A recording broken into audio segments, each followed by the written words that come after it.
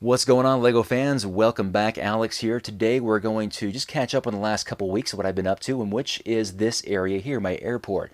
It needed some TLC, and that's what I have given it.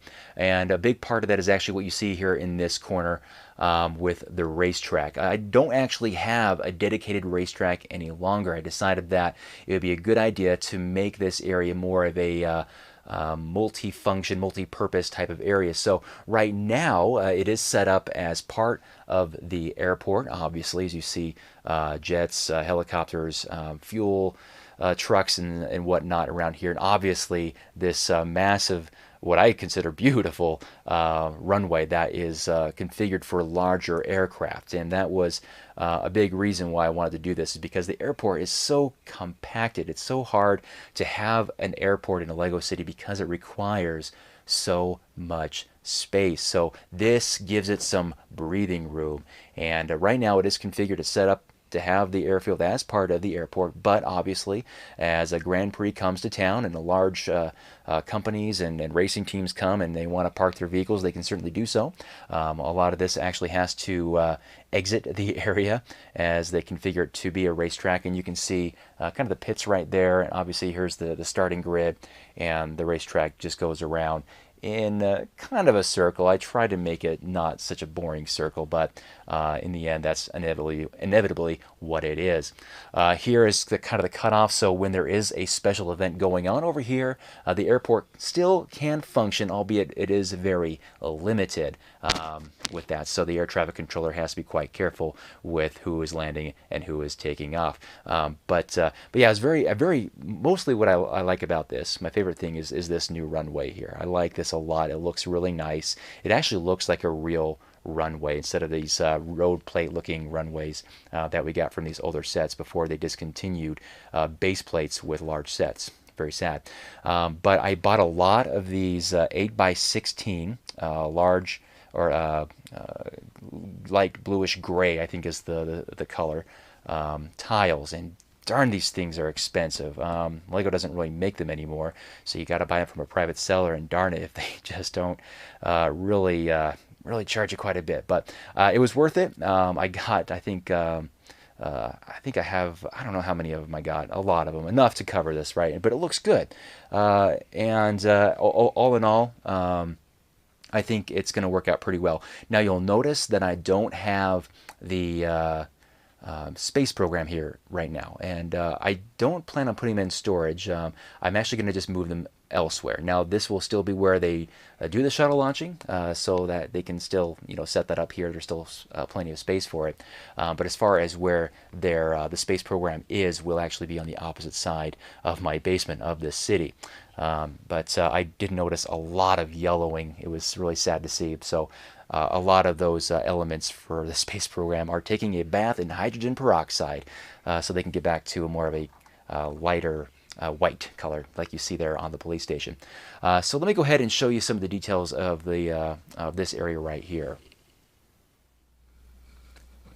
When I was moving these buildings around, it really felt like it was just musical chairs. I did not want to put anything into storage, so the fire station looked like it was going to be that way, but it ended up being okay. This was a good spot for it, right next to the police station.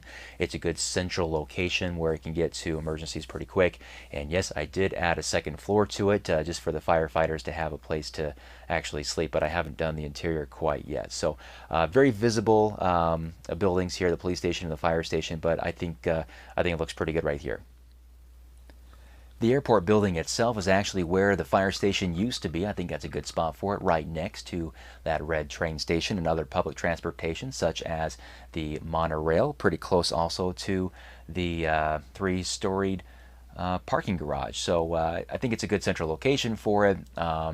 And there's a good loop, a driving loop through this whole ordeal as well. I was actually able to pull out a base plate, a road base plate that I haven't used in quite a long time.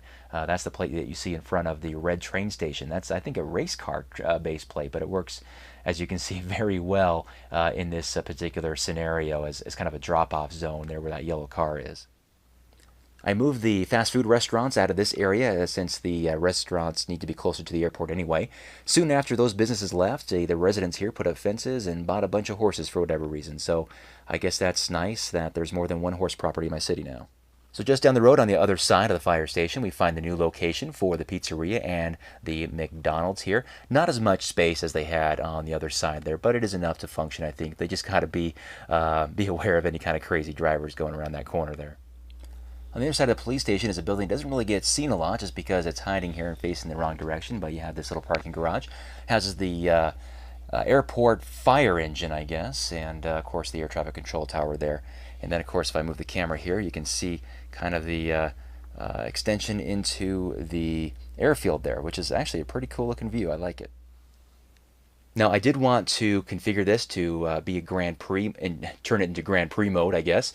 So before I did, I wanted to just do one quick shot here of it in airport mode before I make that change here. So all these airplanes, helicopters, and airport personnel will have to make a quick discreet exit, and the event staff is going to have to get out here and set everything up. So let's go ahead and see what that looks like. All right, the transition to a Grand Prix has been made, and you can kind of see the racetrack here. Obviously, the runway there, the large runway, is now part of the racetrack. We start over here where people can come in and park, limited parking, so it is very possible you'll have to go park in the parking garage and ride the bus over here to drop you off. But people matriculate over here to get their passes or tickets and then come through the ticker, make their way around the track and into the grandstands. I did not feel like running and getting a bunch of Lego people and filling this up. Sorry, a little anticlimactic there, but obviously this would be packed with Lego people to enjoy the race. Here are the race cars, 6 of them in this case, on the grid, ready to go. The middle of the track here is where racing teams can park their vehicles. Not a lot of room behind the paddock there, just no room really at all back there.